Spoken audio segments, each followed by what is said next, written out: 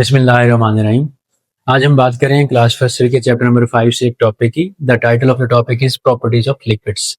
इन properties को cover करने के लिए मैंने यहाँ पे कुछ हेडिंग्स बनाई हैं। अगर आप इन हेडिंग्स को भी मेमोराइज कर लेते हो तो ये क्वेश्चन जो है आपका कवर हो जाएगा।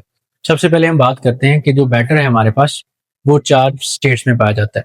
4 स्टेट्स कौन सी? Solid, liquid, gas and plasma. Solid जो है most common state of the matter है, जो हमारी अर्थ क्रस्ट में पाई जाती है। इसके अलावा अगर हम गैस की बात करते हैं तो ये most simplest state of matter है, जिसमें हमारे पास मैटर अर्थ क्रस्ट में एग्जिस्ट करता है। तीसरी आपके पास जो स्टेट है दैट इज लिक्विड। ये थोड़ी लेस कॉमन है, इसकी वजह है इसकी नैरो रेंज, कि अगर नैरो रेंज ऑफ टेम्परेचर, अगर हम टेम्परेचर थोड़ा बहुत चेंज करते हैं तो आपके पास जो लिक्विड है वो या तो सॉलिड या फिर गैस में कन्वर्ट हो जाता है, इसलिए ये लेस कॉमन है। और अगर हम प्लाज्मा की बात करते हैं तो अर्थ क्रस्ट पे प्लाज्मा बहुत रेयर है, लेकिन हमारे यूनिवर्स के अंदर प्लाज्मा अबंडेंट है। ऐसे कह लें कि 99% जो हमारी यूनिवर्स है वो प्लाज्मा से मिलकर बनी हुई है। तो चलिए इन हेडिंग्स को देखते हैं, ये जो पॉइंट्स बने हैं इनको देखते हैं कि लिक्विड्स की कौन कौन सी प्रॉपर्टीज हो सकती हैं। सबसे पहले अगर हम शेप और वॉल्यूम की बात करते हैं तो लिक्विड की शेप और वॉल्यूम जो है आपके पास फिक्स नहीं होते।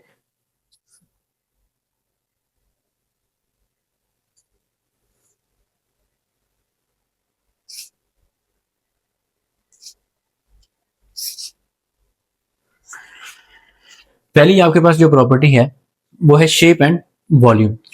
अगर हम शेप की बात करते हैं तो आप एक वर्ड में इसको बयान कर सकते हैं कि लिक्विड्स आर शेपलेस। लिक्विड की कोई शेप नहीं होती। तो पहले पॉइंट में आप तो एक तो ये बता देंगे कि liquids do not have specific shape, so we can call them they are shapeless. आप लिक्विड को जिस भी किसी बर्तन के अंदर डालते हो तो वो उसी पॉट की शक्ल अख्तियार कर लेता है। इसका मतलब इसकी कोई स्पेसिफिक शेप नहीं होती, और इसकी वजह है इसकी वीक इंटरमोलिकुलर फोर्सेस। और वॉल्यूम की अगर हम बात करते हैं, इसकी इंटरमोलिकुलर फोर्सेस वीक जरूर होती हैं, लेकिन इतनी वीक नहीं होती कि इसका वॉल्यूम फिक्स ना कर सके। सो जो वॉल्यूम है लिक्विड का वो क्या होता है, हमारे पास फिक्स्ड होता है। ये पहली प्रॉपर्टी होगी। अगर हम डिफ्यूजन की बात करते हैं तो सपोज आपके पास एक ग्लास वाटर का है, उसमें आप इंक ऐड कर देते हो। कुछ देर के बाद वो इंक आपको पूरे ग्लास के अंदर डिसॉल्व हुई हुई मिलती है, मतलब वो उसमें मिक्स हो गई है। तो there must be a process जिसके जरिए से वो इंक जो है लिक्विड के अंदर डिसॉल्व हो गई है, मिक्स हो गई है, उसे हम कहते हैं डिफ्यूजन। कि आपके पास एक लिक्विड के अंदर वो वाली प्रॉपर्टी जो सारी ओवरऑल कंपोजिशन को होमोजेनाइज करती है, that is called as diffusion. और डिफ्यूजन भी एक प्रॉपर्टी है लिक्विड की, लिक्विड डिफ्यूजन शो करते हैं। इसके बाद दूसरी जो प्रॉपर्टी है दैट इज इंटरमोलिकुलर स्पेसेस। अगर हम इंटरमोलिकुलर स्पेसेस की बात करते हैं तो लिक्विड्स के अंदर इंटरमोलिकुलर स्पेसेस बहुत कम होती हैं। गैसेस के अंदर ज्यादा होती हैं, लिक्विड के अंदर कम, और सॉलिड के अंदर ना होने के बराबर होती हैं, लेकिन वहां पे भी एग्जिस्ट करती हैं।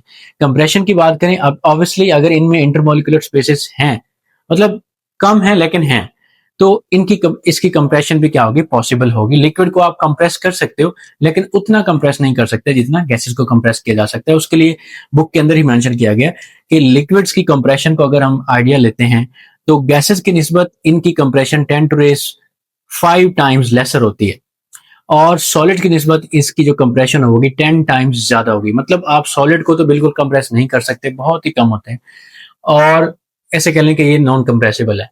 जबकि जो लिक्विड्स हैं आपके पास वो सॉलिड की निस्बत ज्यादा कंप्रेसिबल हैं और गैसेस की निस्बत कम कंप्रेसिबल है। उसके बाद नेक्स्ट जो आपके पास प्रॉपर्टी है दैट इज एक्सपेंशन।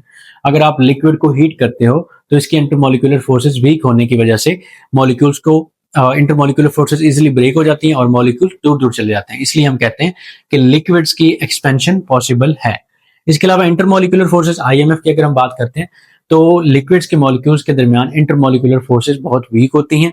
ऐसे कह लें कि लिक्विड के जो मॉलिक्यूल्स हैं उनके दरमियान कांस्टेंट रैंडम मोशन होती है, और ये इस बात का सबूत है कि इनके अंदर जो इंटरमोलिकुलर फोर्सेस हैं वो बहुत वीक होती हैं।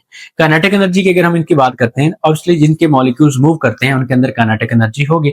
तो अगर ये कांस्टेंट रैंडम मोशन शो करते हैं तो इसका मतलब इनकी काइनेटिक एनर्जी एग्जिस्ट करती है, और इनकी काइनेटिक एनर्जी गैसेस की निस्बत कम होती है क्योंकि गैस के मॉलिक्यूल्स बहुत फास्टली मूव करते हैं। जबकि लिक्विड की काइनेटिक एनर्जी गैसेस की निस्बत कम होगी, जबकि लिक्विड की काइनेटिक एनर्जी सॉलिड की निस्बत ज्यादा होती है। उसकी वजह यह है कि सॉलिड के जो मॉलिक्यूल्स हैं उतना फास्टली मूव नहीं कर सकते जितना फास्टली आपके पास लिक्विड के मॉलिक्यूल्स मूव कर सकते हैं। तो ये कुछ प्रॉपर्टीज थी हमारे पास जो आपसे शॉर्ट क्वेश्चन के तौर पे पूछी जा सकती हैं। इस टॉपिक में इतना ही हमने करना है। अगले टॉपिक की बात करते हैं जो कि हमारे पास है intermolecular forces.